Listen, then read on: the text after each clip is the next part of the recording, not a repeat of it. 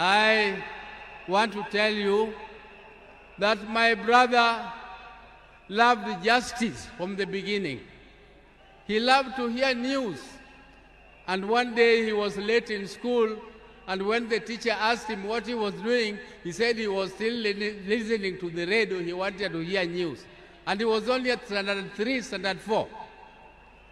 So Raila was a no-nonsense man. He entertained no mediocrity. Raila did not want mediocrity.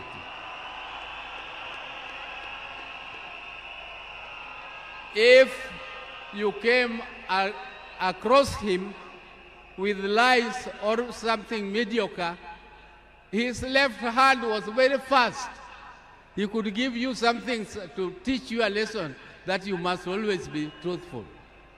He protected me and my brother, the later Gola, because he was more brave in confronting anybody who attacked us.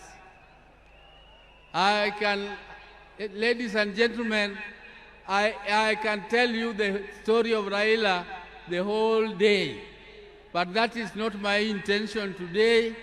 My intention is to tell you that even though my brother was almost the same age as me, but younger than me, I can tell you that I respected him as my leader in the political arena.